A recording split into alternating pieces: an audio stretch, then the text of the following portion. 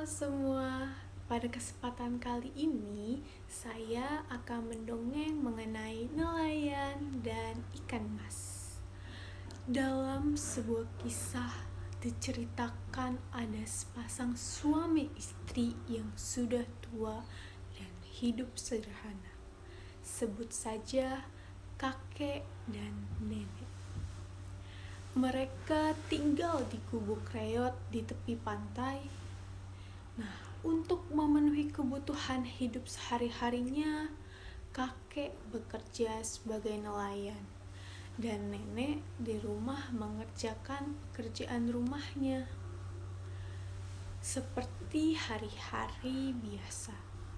Pagi itu, kakek pergi ke laut mencari ikan. Kakek mencari ikan menggunakan jala. Hampir seharian kakek menjala, tetapi kakek belum juga mendapatkan ikan. Hingga akhirnya jala kakek bergerak kencang. Kakek segera mengangkat jalanya. Dan ternyata kakek mendapatkan seekor ikan mas kecil.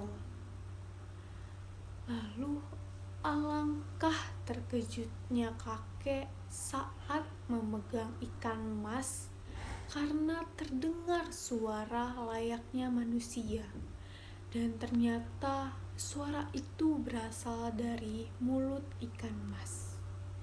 Ternyata ikan mas hasil tangkapan kakek dapat berbicara. "Tolong lepaskan aku ke laut. Sebagai imbalannya, aku akan memenuhi segala permintaanmu," ujar sang ikan mas meminta tolong kepada kakek untuk dilepas kembali ke laut. Akibat rasa kaget kakek, tanpa berpikir panjang pun kakek langsung melepas ikan mas kembali ke laut tanpa mengajukan permintaan apapun. Nah, kakek pulang dengan tangan hampa karena seharian kakek tidak mendapatkan ikan. Tak pelak nenek yang sudah menunggu lama di rumahnya marah. Nenek bingung karena tidak ada yang bisa dimakan untuk hari itu. Untuk menenangkan hati istrinya, kakek pun menceritakan pertemuannya dengan ikan mas ajaib. "Tadi aku dapat menangkap ikan mas kecil, dan ajaibnya ia dapat berbicara dan memintaku untuk melepaskannya. Dengan ia memberi imbalan akan memenuhi segala permintaanku. Tapi tanpa berpikir panjang, karena aku terkejut, aku langsung kembalikan ke laut," ujar sang kakek menceritakan kejadian tersebut.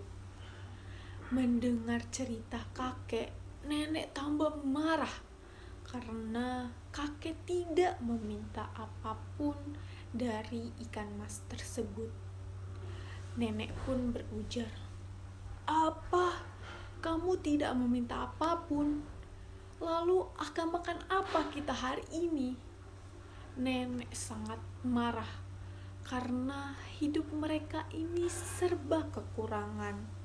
Bahkan bak cucian pun lapuk dan hanya tinggal di gubuk reot saja. Kemudian nenek pun menyuruh kakek kembali ke laut dan mengajukan permintaan kepada ikan mas. Nenek sangat menginginkan bak cucian yang baru. Akhirnya kakek pun kembali ke laut dan meminta bak cucian baru kepada ikan mas sesuai dengan perjanjiannya. Kakek pun berkata, "Wahai ikan mas, sesuai janjimu kepadaku, karena telah melepaskanmu, aku ingin meminta bak cucian baru sebagai imbalan," ujar sang kakek. "Baiklah, silahkan kembali ke rumah dan lihat bak cucian barumu di depan," balas sang ikan mas. Kakek pun segera kembali ke rumah dan sungguh ajaib, dalam waktu sekejap sudah ada bak cucian baru di depan rumah kakek. Keajaiban itu ternyata tidak membuat nenek bersyukur. Sebaliknya, nenek semakin serakah.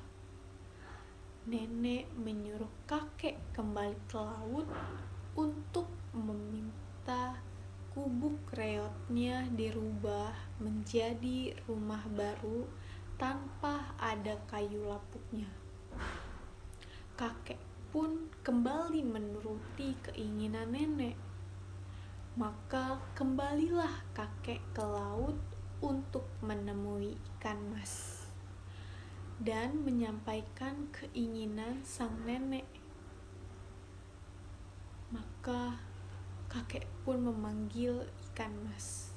"Wahai ikan mas, aku ingin rumahku tidak ada lagi kayu lapuknya dan menjadi rumah yang layak," pinta sang kakek. "Sesuai permintaanmu akan kukabulkan," ujar sang ikan mas. Lagi-lagi terjadi keajaiban. Sepulang dari laut, rumah kakek sudah berubah menjadi rumah baru tanpa ada kayu lapuknya satupun. Rumah itu sangat luas dan megah. Sang nenek masih saja tidak puas dengan rumah barunya. Banyak sekali permintaan yang nenek inginkan, mulai dari istana, menjadi penguasa provinsi atau gubernur, dan menjadi ratu. Semua sudah kakek sampaikan kepada ikan mas. Namun, ada beberapa hal yang sudah dikabulkan. Namun, ikan mas itu berujar, "Dasar manusia serakah, ingin yang lebih dan lebih."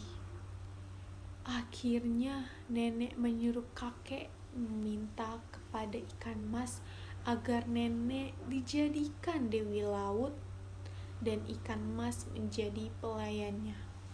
Kakek pun menceritakan hal tersebut kepada ikan mas.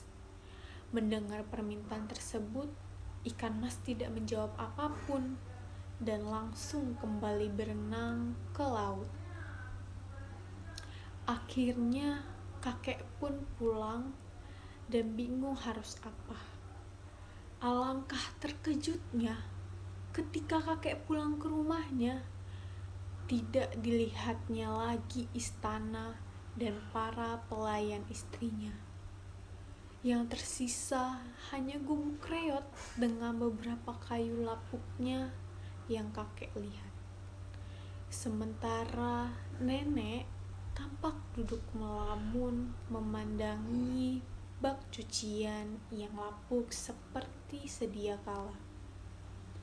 Penyesalan atas yang terjadi dan keserakahan nenek pun tiada guna. Maka itulah mengapa kita tidak boleh serakah, karena keserakahan akan merugikan kita.